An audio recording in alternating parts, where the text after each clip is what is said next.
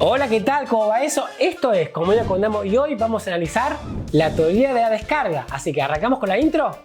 Te lo cuento, dale.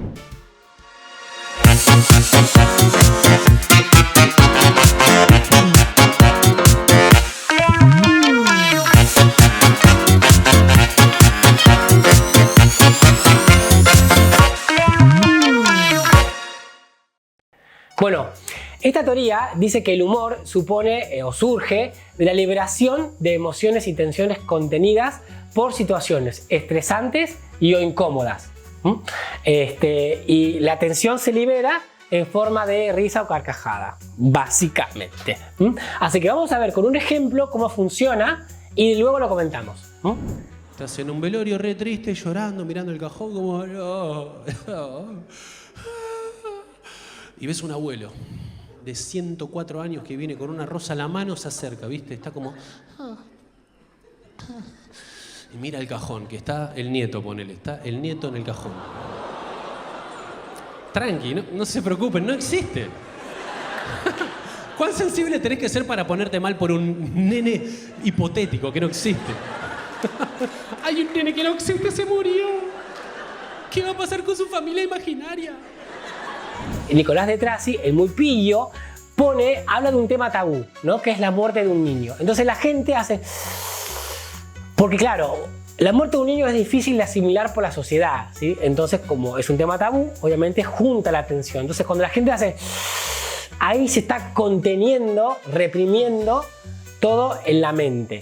Y cuando dice que es mentira, que es una situación irreal, la gente se ríe, ja, ja, ja, ja. Y esa ja, ja, ja, ja que hace la gente es la liberación de esa tensión contenida, ¿sí? Y de ese momento estresante que se genera, ¿sí? Porque en realidad todas las teorías del humor, de generación del humor, contienen de alguna u otra manera un proceso deflacionario, ¿sí? La diferencia, me atrevería a decir que en la teoría de la descarga, este proceso deflacionario se produce por creación de estrés o situaciones incómodas, que a diferencia de otras situaciones que se pueden generar. Yo puedo generar tensión psíquica, pero no de situaciones estresantes, de otra forma de generar tensión. Pero acá, en esta teoría, justamente la tensión es por temas estresantes o incomodidad. Básicamente. Bueno, entonces, vamos a analizar un poco en detalle cómo es que funciona esta teoría. ¿Por qué? Porque esta teoría de la descarga es la única, me atrevería a decir, que explica por qué nos reímos, ¿sí? Explica el por qué, que otras teorías no lo pueden explicar, y acá sí lo explica. Entonces vamos a empezar con la explicación, de la explicación de esta teoría. Bueno, entonces, Freud dice que hay tres partes, ¿no? Que la mente o la psiquis o algo de ahí, no soy psicólogo, perdón, no psicólogo, la psicología del mundo, pero bueno, hay algo en nuestra mente por acá que se llama el ello, otra que se llama el yo y la otra cosa que se llama es el super yo. ¿Sí? Están estos tres elementos jugando todo el tiempo. Entonces, el ello son todas las emociones primitivas que expresamos, todos los impulsos, todos los deseos. Tengo sed, entonces es esa necesidad de saciar la sed, por ejemplo. Luego tenemos el super yo. El super yo son las normas y valores donde el ser humano está inverso. Las cosas que no debería hacer, los límites que tiene para poder moverse de una manera social con otros seres humanos. El super yo sería como la doctora Polo, ¿sí? La que marca, sería un juez. Tú te callas, hablas español o te largas. No, ¿sí?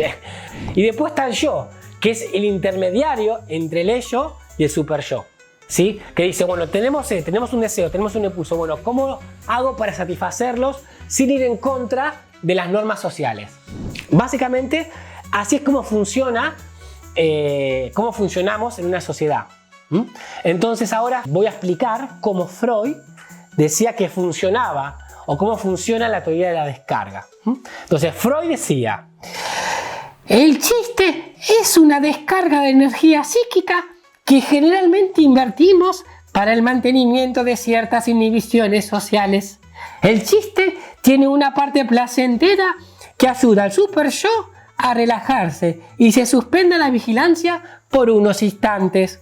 En ese momento, la emoción censurada pasa a primer plano y tomamos conciencia de la fuerza de inhibición al mismo momento de transgredirla. Entonces, acá el ello también son todos los impulsos y las inhibiciones. Por ejemplo, si alguien se cae, yo me voy a reír porque es un impulso reírme. Claro, pero al momento viene el super yo y dice, no te podés reír de la persona que se cayó, sos una mala persona, no te podés reír. ¿Sí? Pero ¿qué pasa? La risa hace que el super yo no actúe, que esté ahí anestesiado. Y ahí todas las inhibiciones salen a la luz. Entonces es por eso que nos reímos de la gente y somos malos.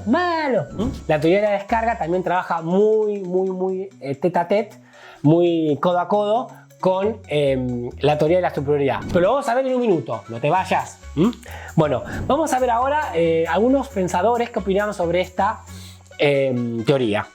Entonces vamos a empezar con Sándor Friends. Una persona totalmente virtuosa no se reiría porque no tiene ningún sentimiento que reprimir. Y una persona malvada tampoco se reiría porque no conocería las fuerzas de la prohibición. No sentiría ninguna emoción en transgredirla. Y también, por otro lado, Herbert Spencer diría: la risa es provocada por el súbito surgimiento de un sentimiento agradable que sigue del cese de una tensión mental que genera malestar. Y Kant decía: el efecto que resulta de algo que tiene mucha expectativa en nada. Entonces, justamente Kant nos dice del proceso deflacionario. Sí, no nos dice nada de qué lo causa, pero habla del proceso deflacionario que tienen todas las teorías del humor. Así que, antes de seguir con los ejemplos tácitos, tengo un montón de ejemplos ahora que te voy a dar para que veas cómo puedes aplicar la teoría de la descarga en tu rutina de humor. Te voy a pedir que te suscribas al canal, que hagas la subscription. No. ¿Sí? Te voy a pedir, por ejemplo, que le des me gusta, que comentes, que digas, bueno, me gustó esto, no me gustó lo otro, ¿sí? Que des tu opinión, tu experiencia. Ahora sí, que ya te dije que te hagas la subscription, vamos a ver unos ejemplos, ¿sí? ¿Saben que en 2021 perdí a mi mamá? No es que quedamos a encontrarnos en un mall y no nos encontramos, se murió. De hecho, ni sé por qué digo que la perdí, si sé perfecto dónde está. Hay hasta un cartelito con el nombre y la foto. Incómodos se pusieron todos. Layla Roth habla justamente de la muerte de su madre y se genera como un silencio, ¿sí? Ese silencio quizás no podemos escuchar como se escuchó en el caso de Nicolás de Trasi, ¿sí? Porque era un ámbito más cerrado, era un teatro cerrado, acá era un teatro abierto, había muchísima gente, pero hay un silencio como absoluto, donde la gente empieza a reflexionar sobre la muerte y por qué lo trae, y además obviamente Layla, la intención es a propósito, es generar esa tensión en el público. Y luego Layla hace el chiste y la gente se ríe más fuerte que el chiste anterior, justamente para liberar esa tensión. Y es más, ella lo expresa, dice, uy, se pusieron todos nerviosos. Quiere decir que el comediante juega con esta expectativa, juega con la teoría de la descarga, ¿sí? En general al espectador. Por eso, cuando hay que hacer comedia y uno quiere jugar con estos temas, a mí me parecen geniales jugar con estos temas, porque obligás al público a pensar sobre temas que en el día a día no piensa. Y también vamos a ver ahora a Sebastián Weinreich, que también fue uno de los pioneros que tocaba temas así candentes. Y acá vemos un video muy viejo que hablaba sobre la muerte. Miremoslo. Estamos llegando al final, porque en la vida todo tiene un final. De hecho, la vida tiene un final, que es la muerte, porque parece ser que todos nos vamos a morir. Lo leí en Wikipedia, así que debe ser verdad, debe ser verdad. Lamentablemente no sabemos bien cómo es la muerte, ¿no? Si pasa algo, el espíritu, el alma, si nos vamos a otra vida, al paraíso, infierno, todas esas boludeces que se dicen. Debería haber un tráiler, ¿no? Algo que te diga, ¿no? Algo, cuando te vas a dormir, te pasa próximamente en tu vida la muerte y te va pasando por acá.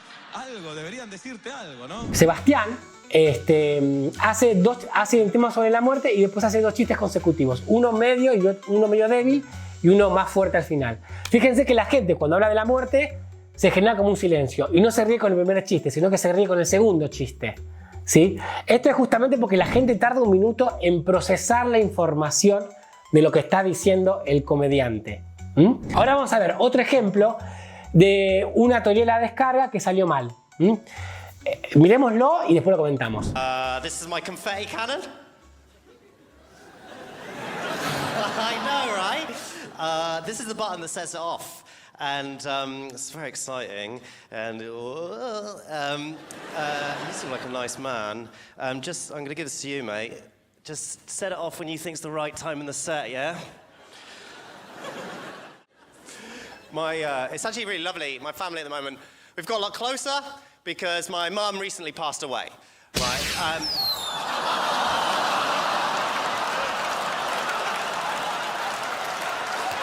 Entonces ahí se genera, hay una teoría de la superioridad, porque me estoy riendo que se le murió la madre al otro, y al momento siguiente hay una teoría de la descarga. ¿Por qué? Porque se genera una tensión de haber hecho un humor sobre ese tema. Entonces acá se puede ver las dos teorías combinadas, las dos teorías combinetti, combinetti.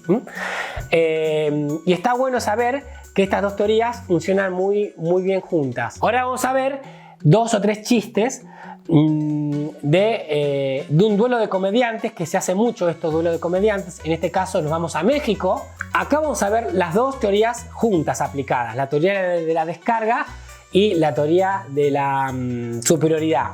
¿Por qué? Porque, digamos, primero que los comediantes en sí tienen discapacidades. Entonces los comediantes aplican la teoría de la superioridad para burlarse del otro. Entonces ahí se está aplicando teoría de la superioridad. Me burlo del otro, me burlo de la discapacidad del otro. Y al mismo tiempo se produce en el público, se aplica la teoría de la descarga, porque son temas tabú, ¿sí? Son temas que molestan, que generan tensión, malestar, porque uy, se está riendo de eso, se está riendo de la discapacidad del otro. Entonces cuando hacen el chiste se genera toda la descarga. Entonces acá las dos teorías se aplican simultáneamente. Vamos a ver el ejemplo y después comentamos una cosita. Yo tengo parálisis cerebral, no sé si se dieron cuenta, y él es ciego, pero me doy cuenta que estoy mucho mejor que él porque siendo ciego te acostumbras a que la gente haga ciertas cosas por ti. Digo, te llevan caminando, tus chistes, tus hijos. Te acostumbras a que todos hagan todo por ti, güey. Pero tengo mejor autoestima. Porque tú no te puedes ver en el espejo, güey. ¿Por qué hacer chistes sobre una discapacidad de la otra persona genera malestar? Esto tiene que ver también con lo que dije anteriormente, que en la deformidad y fealdad, en el concepto ese, que podemos hacer humor siempre y cuando la dificultad, la deformidad que tenga la otra persona sea imitable. Y hacer humor que sea imitable es porque tenemos conocimiento previo de la dificultad que tiene el otro, del alcance de lo que puede y no puede hacer la otra persona. Y es ahí justamente el nivel o el alcance que yo pueda hacer el humor o no pueda hacer el humor sobre este tema. Así que bueno, hasta hoy he hablado todo casi súper bien. Te dejo, no te molesto más por hoy. Bueno, nada. Vamos a ver ahora en los próximos videos que vas a ir viendo más teorías del humor, ¿sí? Diferentes formas de creación del humor. Son más cortitos los videos porque el surgimiento del humor surge de otros lados. No hablo más, te dejo y nos vemos en el próximo video. Chao, chao.